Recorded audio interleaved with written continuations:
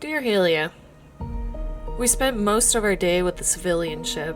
Espers and outsiders. How I hate getting information from people. It's not what I'm cut out for. Seriously, not cut out for. I get frustrated at all the beating around the bush when I know someone is lying. Get the f*** over it. It gives me a headache and gives me a strong appreciation for the efficiency of people like the Iran military, who would just start throwing people overboard or killing them. I just want to punch them in the face. Get over yourself. You're at a disadvantage. And you're only making it harder on yourself, costing yourself and the ship more time under questioning. I spoke with their navigator after looking through some of Mr. Winterman's things, in hopes to talk to someone I know who talked to him. This way we might be able to gain some sort of description of the guy. The man keeps oddly detailed journals on whatever tickles his fancy, focusing on the weather or his ship, but then the next day he might go on about his porridge. It kind of feels like something an outsider might do, to be honest. Why fixate on the dull and mundane? His excuse is he doesn't have anything better to do, and I almost might have believed him if I didn't feel like he was leaving out something. I don't know what. The guy just seems too average to be normal, to be someone that most of the crew of the Crimson Paradox wants to keep hidden. Why would the whole ship feel the need to keep the identity of one man a secret? He is either someone or something important. Writing this down now, I wonder if he's something similar to Enya. That large Nephilim I was telling you about last time, his name is Drax Arcady, by the way. He did say that he was there protecting something. Speaking with the crew, they had the impression that Drax was a bodyguard of sorts, and at a glance, all that Mr. Winterman had in his cabin was a good stack of those journals. Neither one of them seemed to react when I took one. I did give it back, though I am starting to think I should have kept it now. The guy was too nice not to. Plus, both of them are good at covering up how nervous they were, which I doubt. I suspect that's not what Drax was protecting. Having read a bit of one of the journals, they are working together, not so much hired. This means they just have the same goal, I guess. The same boss. Well, Mr. Winterman did suggest that he wasn't employed by anyone. This doesn't mean that he couldn't have been out on a favor or a task for a friend, or an outsider for that matter. Mr. Winterman also mentioned that Drax had worked for his family before. I kind of wonder if by family he's talking about some sort of group. Samara did question him if he was a part of the Spiders, or associated with the Yellow Scarf group. Which, by the way, Morden now works for a kind of secret group that has a tendency to wear yellow. They seem to be opposed to this other group that wears spider pins.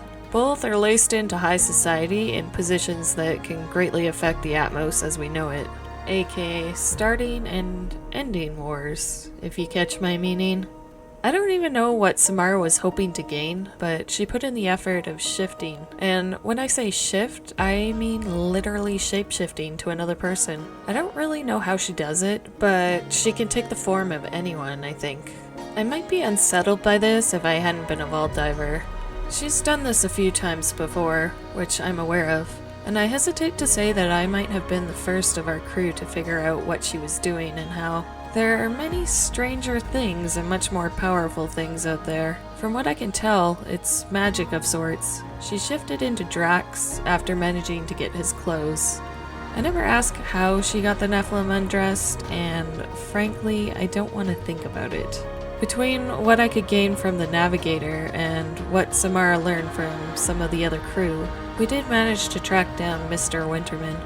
I really wish Morden would have come out and said what we're actually doing out here. Is this the guy we're looking for? Or did we just waste a fucking day on a civvy ship? I suppose we get paid either way. I did mention to the captain that while diving into the vault was a smart move, it might not have been the best move because of the types of vault creatures that linger about the islands. Something interesting about speaking with Mr. Winterman, the navigator, and the captain. The navigator said that he hadn't made the call to dive, that the captain had been told by someone it might be a good idea. The hesitation I saw in the action did suggest this. When I asked the captain, she said it was her idea, which makes me think that it might have been Mr. Winterman. The guy clearly knows something about navigation, to some extent, when he pointed out his trip on Honoros. I drew a quick map of Palestern, and he did manage to identify it was the wrong coastline and drew out the Honoros coastline. Not to mention his interest in weather. I'm sure he thinks me daft for doing it. It's much better to be underestimated. Both he and Drax had no idea who we were, which is also kind of entertaining. I'm well aware we are not famous or anything, but Vaultic ghosts, it's kind of nice being so close to Honoros and outsealing my infamy. I had made a comment about why would you fear something you can't see. Ignorance is bliss. It makes you strong when you don't fear it. And I had a good laugh when Mr. Winterman replied that it sounded like a very vault diver thing to say. There's irony in that statement. But gods, Helia, I miss diving. We did get back on our way and crossed a group of Palestern ships. Only 2 schooners clearly visible with a bunch of other ships hiding in the vault with them. Makes me wonder if they were searching for the Crimson Paradox. They dismissed us and outgunned us, so no big argument on our end. Another day come and gone and no sign of pirates. I never thought I would be wishing so hard to find what I was trying to escape. I really wished that this conversation was 2 ways. Signed, Missing You. Born Mad Hades.